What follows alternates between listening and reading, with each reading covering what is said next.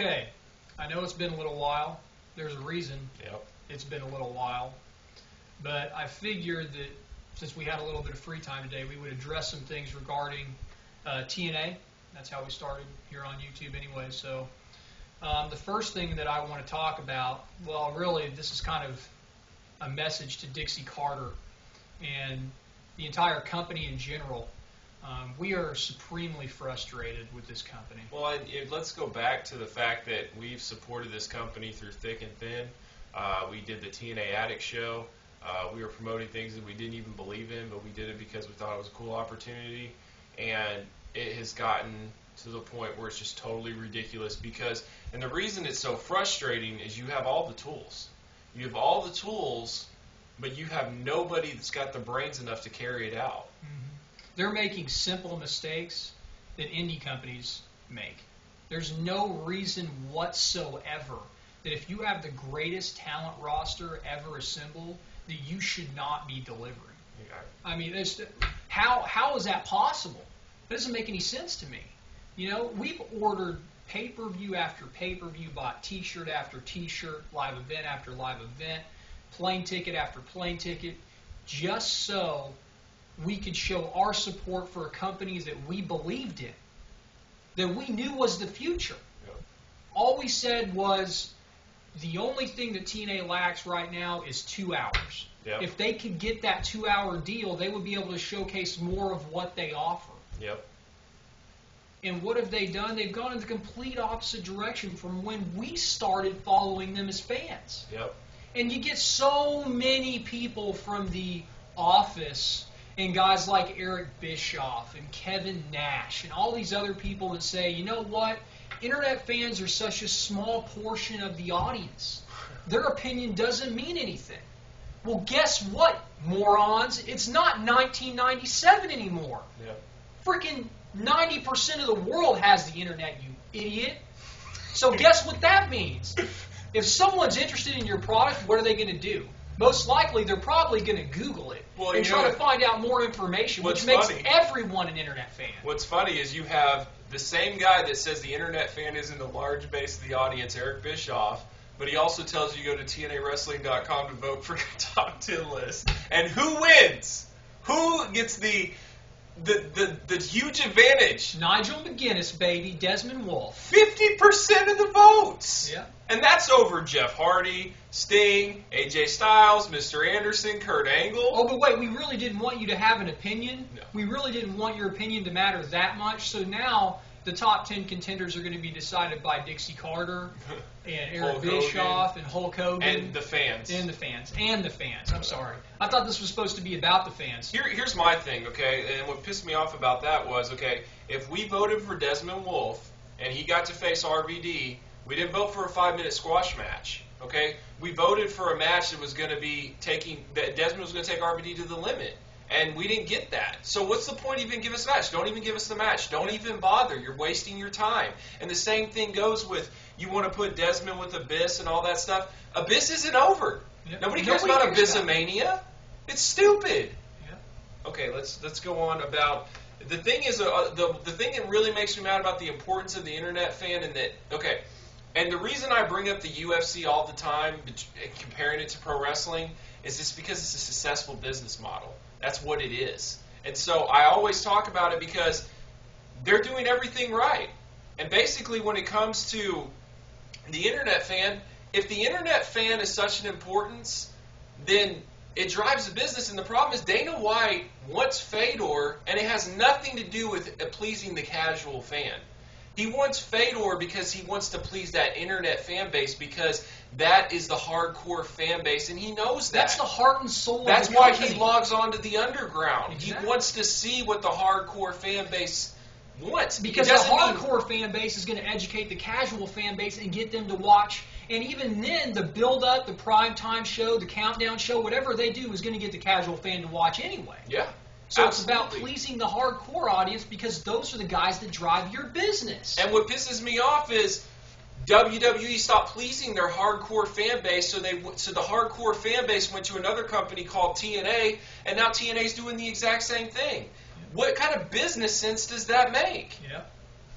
I mean, you started with the internet fan base. That's how you got known. And now you want to go the exact opposite direction and hire a bunch of veterans that nobody cares about anymore. Nobody cares about them. Nobody cared about them 10 years ago. And not only that, it's to the point where we feel sorry for them. We don't even want to see them anymore performing in the ring because we know what it means. We know that they can't let the business go even though they're way past their prime. And either they can't pay their mortgage, they have to depend on making money, and we don't want to see them at that state. Yep. And the thing is, like, okay, you've got Scott Hall, right? Okay, this guy is nothing but a screw-up. He had all the talent in the world, and he put it in his nose. And everybody knows it. And people have been waiting for him to die for the past 10 years because he's just a train wreck. That's what he is. And he constantly screws up. Now, when he tells us that he's drinking alcohol, immediately we think, man, this poor guy. This guy is ruining his life, and he doesn't even know it. And even if he does know it, he doesn't care. But the bottom line is he's unemployable. You don't employ a guy like that. He's a horrible representative for your company. And what do when you send a guy out there like that to perform? He doesn't care about his legacy. He doesn't care about what he does in the ring. He doesn't care about pleasing the wrestling fan.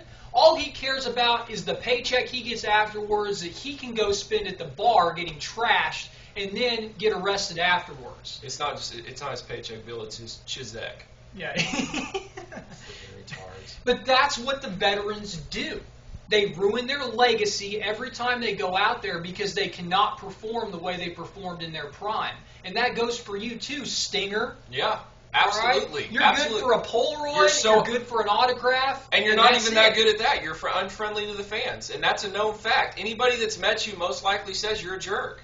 Yeah. You know? And there's openly people that will say that when you meet Sting, he normally doesn't do this, or he normally isn't down with this type of thing. So basically saying he's normally not cool seeing the fans. When we were in Houston during the WrestleMania weekend for Booker T's Fan Fest, he even said that. Yeah, so if you're too good for the fans, and why and guess what? Sting didn't even have a line. No.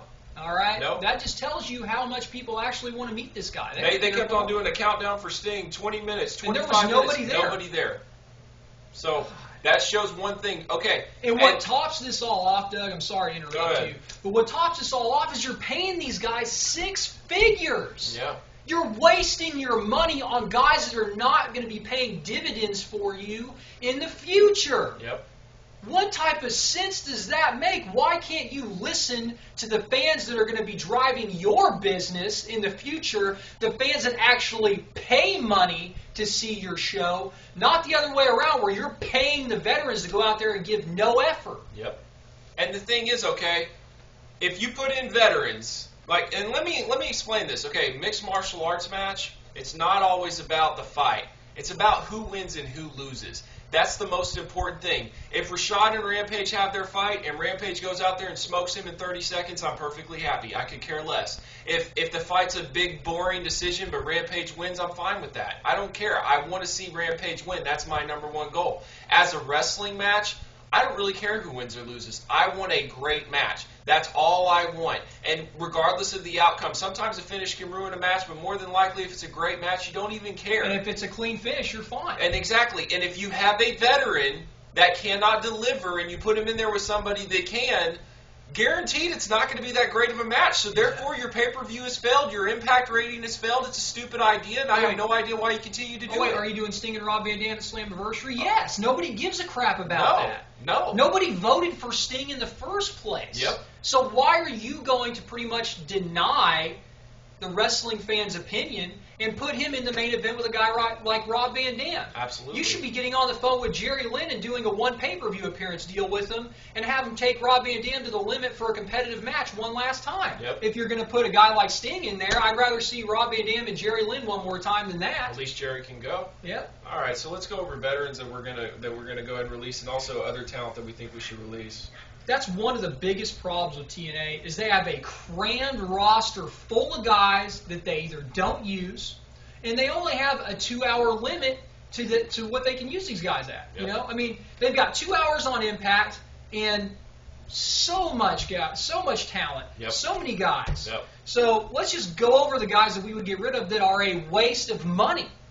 And that would be number one, the band. And that includes Hall Nash and Eric Young. Yep. And Eric, Hall and Nash, I mean, it speaks for itself. You just watch one of their matches and you know why they should be cut immediately. Eric Young, the guy's been repackaged, redone over and over again. You obviously don't have enough for him. And honestly, I think that he's just not worth the money and he's not worth the time. He's a solid wrestler. He's a good worker. Yeah. But I think there's guys in TNA that are way better, and you guys should only employ the elite. Yeah, absolutely. Best in the world. That's it. Sting, see you later. Adios. Thank you for your contributions. I know that you love and the that's business. the thing. It's no disrespect. It's just you're 48 years old and it's time to go. That's all there is to it. Exactly. Go away. You cannot deliver anymore. Yeah. So you need to go. That's it. There's the door. See Yep. you later. Jeff Jarrett, see you later. Yep. No use for you. Nothing. You're not even that charismatic. You just try to make yourself look charismatic. All the sacrifices that you made to make TNA what it is today, Appreciate it. I very much appreciate it. We thank you for those sacrifices, but there's no reason you should be in that ring. You want to take a backstage role? That's fine. Yep. Whatever. Team 3D. There's a big problem when you're bringing in tag teams like the Nasty Boys and the Steiner Brothers to face Team 3D because they've done it all. Yep. It's time to let them go. Time to There's let 'em nothing else for them. You bring in the hot young tag teams with talent and ability that haven't done it all, and let them lead the tag team division into the future. Yep. That's it. Rob Terry, see you later. He's an English Batista, and almost Horrible in the ring. and almost the whole TNA fan base can't stand Batista. So why on earth would you want to bring a guy that's similar to him? That makes no sense whatsoever. Oh, and take the global title with you. Yes, please. No one gives Put it a in the shit trash. about the global title. No one ever gave a shit about the global title. That's why you put it on Booker T and Kevin Nash and all these other It was a idiots. legend title. Oh, yeah, that's right. It was legend. Now it's Then the it's global because Eric Young, who's so credible, turned into a global title. Yeah, he's so credible. It's unbelievable. Orlando Jordan, take your homosexual ass and get off of my television. I don't care about you. I never cared about you. In your prime in the WWE, no one cared about you. See you later. Goodbye. Pink slip, there's the door. Later. And I'm not going to go crazy about this, homosexual gimmick. The only thing I can say is when that you put it on TV, though, you put it out there for people to comment on. your main fan base is very macho, masculine guys that have no interest in seeing another guy interested in another guy. It makes no sense to bring that in there. It's just a completely pointless, and it makes your company look so stupid. Jesse Neal, I appreciate you taking the time to train with Team 3D and changing your look. You look completely different. That's great. Go to the Indies, polish your skills, see you later. Exactly. You're not on the level that TNA should be. Nope, not at all. Brutus Magnus, I really have no Enough desire to said. see you either. Enough It's just He hasn't been on TV in a while either, and more than likely he'll be released. maybe but give go him ahead one and match do and it. give him a chance to prove himself, but I There's really not have enough. no desire to see him. Nope. Tomko, you're out of shape. You're You're fat. fat. You really don't have a lot of potential to be a world champion. I don't see much for you, bud. Nope. Go back to Japan. Yep. Abyss, Oh, goodbye. when you're bringing in Raven and guys like that back to the company just so that you have Abyss, have a reason for Abyss to go through thumbtacks, that's a problem. Yep. Stevie Richards, same thing. And I just don't think the wrestling business understands that there is to a point where you've done too much damage and you can't recover from I don't that. think I'll ever care about a thumbtack spot ever again No. because of Abyss. And the thing is, I think it's the same thing with Eric Young. When you see Eric Young now, you picture Don't Fire Eric and all that other crap. You picture the blonde hair and the coward and everything. Yeah. And it's to the point now where you just don't believe in him anymore. And the same thing goes with Abyss. Abyss could take off his mask. Abyss could cut crazy psycho promos. I And don't you care just about him. you just don't care. He's done. Yep. How about belts that we would get rid of? Besides the global title, how about the women's tag team titles? That's You the don't even have stupidest a- belt. You have like maybe 6 girls in the division right now. I mean, what's the point? It's absolutely moronic to even have that, but those belts. You have what, like 8 belts? 8 belts. 8 belts in a 2-hour show. Yep. You wonder why nobody orders your pay-per-view, you morons. And none of the belts mean anything I except know. the world title, and the world title's constantly defended with a guy that's either a veteran or he's facing a veteran. Yeah, So you never really get to put over these great matches, yeah. Whatever. It's ridiculous. Oh, how about Impact being more important than their pay-per-view? That's a problem. It's a huge problem. You're giving away money Yeah. on Impact. You're giving away potential pay-per-view matchups, and if you're not giving away potential pay-per-view matchups, you're ruining a pay-per-view matchup that you've already set up. Yep. Ken Anderson, Kurt Angle. You know? AJ Styles, Rob Van Dam. That was the biggest ruin of the whole company. Yeah. You know, that was You could have awful. made so much money, and you know how you could have done it? You could have promoted Rob Van Dam as the whole effing show, Mr. Pay-Per-View, the man, the guy that, you know, has been away for a while, that's going to bring back the guy old who's wrecking Mr. shop on Pay-Per-View. ECW. Absolutely, the world television No more title for WWE 23 handcuffs. months. I mean, Yeah. you could really build that up, and then you could have AJ totally build himself up as basically saying that he's the guy that's been the main guy in TNA, the one, the phenomenal one in RVD, is past his prime and can't hang. Yep. And that's just the way it should have been. He can basically say that he under wasn't- no circumstances should AJ have lost the first match. No. You could have done a draw. You could have done something, but under no circumstances should AJ look like RVD's bitch. Yeah. That is stupid. Because that is then bad you make booking. them look low rate. Because what happens is then if RVD comes in, if Ken Anderson comes in, if Jeff Hardy comes in and they smash all these TNA guys, it makes the WWE look 10 times better. Yep. And that's been the constant thing you guys have been doing, and it's stupid booking. Yeah. If anything, AJ should be out there on the mic talking about how he was better than Rob Van Dam in his prime right now. Yep. And the bottom line is Impact basically should be about 3 solid, very competitive matches. The main event should be up there with pay-per-view caliber quality. Yep. And you should also have promos to build up feuds, and Yep. very simple promos. I mean, Rashad Evans and Rampage right now is some of the best build-up the UFC's ever had. And did they have to go run over their dog? Did they have to steal their girlfriend? Did they have to go there and attack them backstage with a baseball bat? No. Nobody gives a crap. You just got to go in there, say what you feel right to his face, and then you say what you feel right back, and it's on, and people feel it.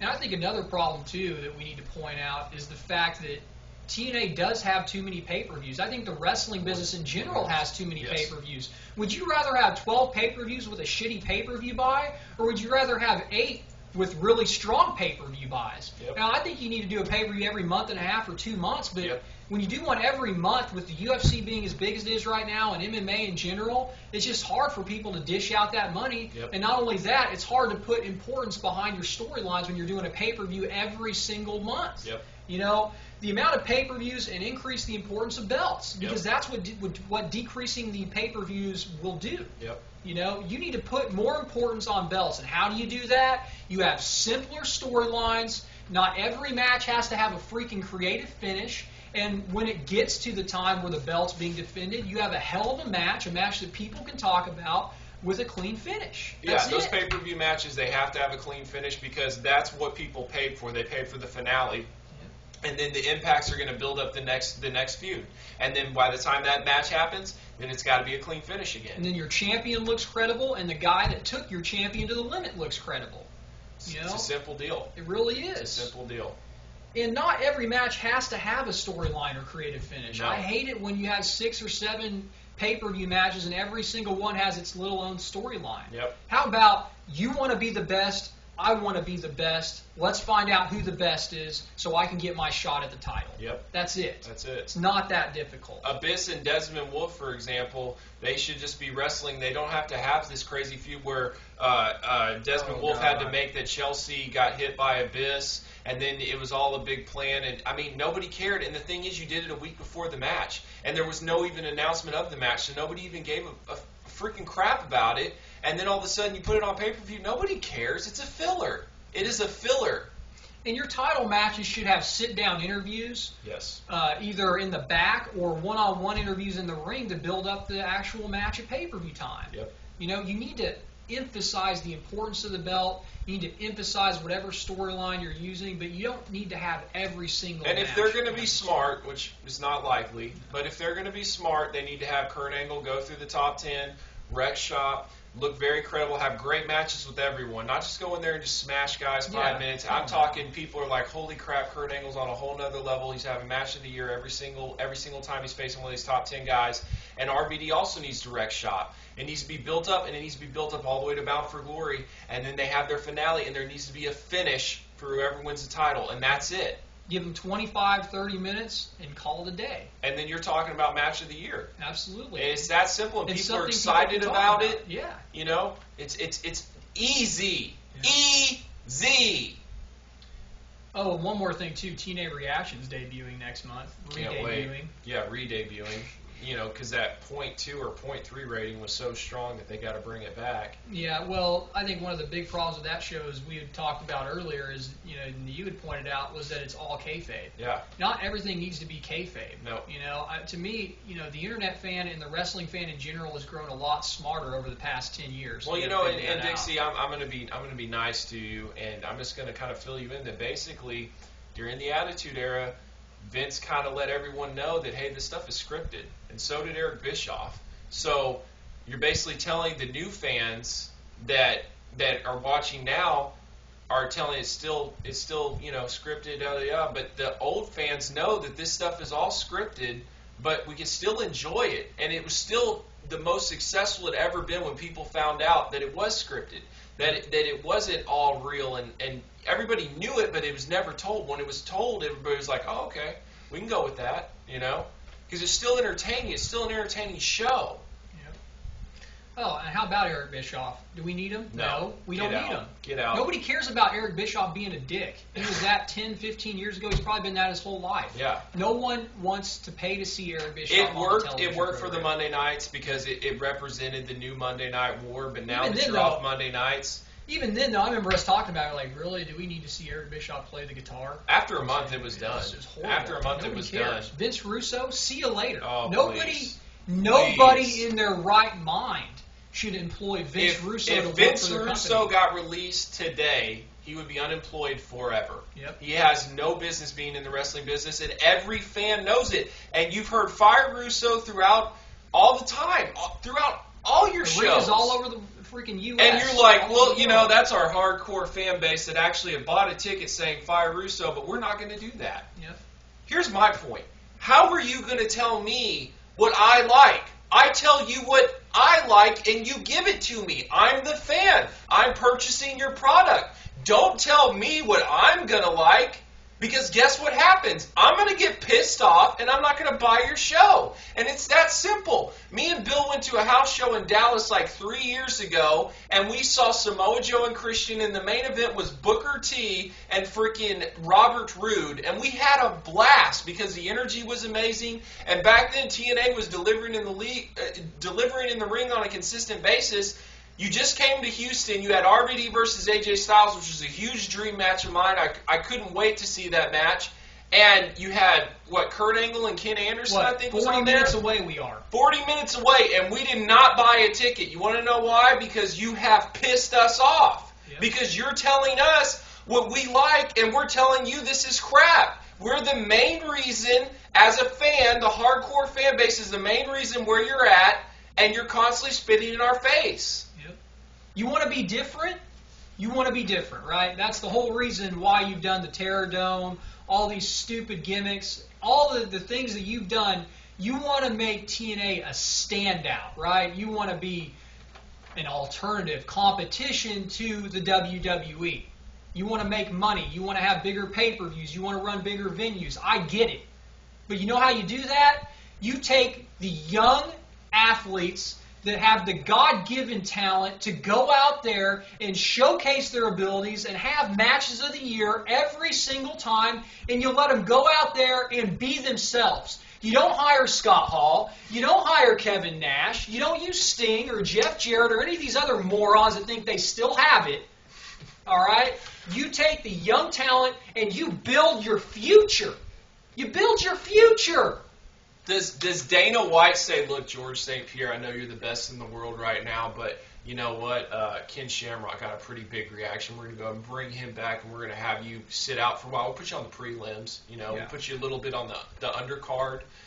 Anderson, I know you're the man and everything, but right now we got some big stuff with Dan Severn coming up, and then Hoist Gracie's ready to make his comeback. So we're going to go ahead and do Hoist Gracie and BJ Penn. That's big. We're going to do that, and that's going to draw papers. Yeah, Rampage Rashad. I mean, this thing's been amazing and all, but right now we've got a big offer with Mark Coleman. Mark Coleman's coming in. He's going to face Pedro Izzo. I mean, this is huge.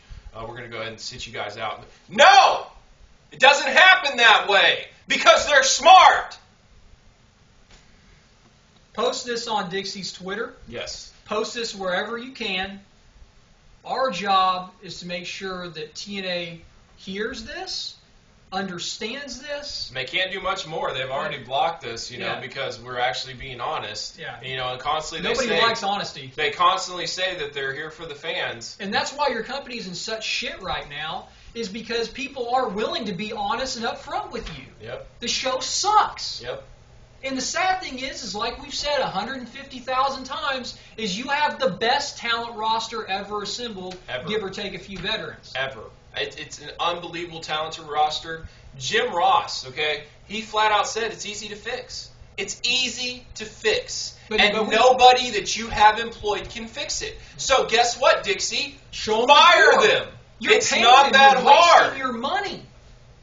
Good Lord. And then Heyman, if you brought in Paul Heyman, I guarantee you at least the writing would be on point. And if the writing's on point and you deliver in the ring, you have an amazing show. And if it's not, get rid of him because he doesn't have it anymore. It's that simple. It is that freaking simple. Some young, fresh, creative minds that actually understand the wrestling business. Yeah, and that's another thing. You've got people that are 45, 50 years old writing this show, and you're trying to get the 18 to 34 demographic.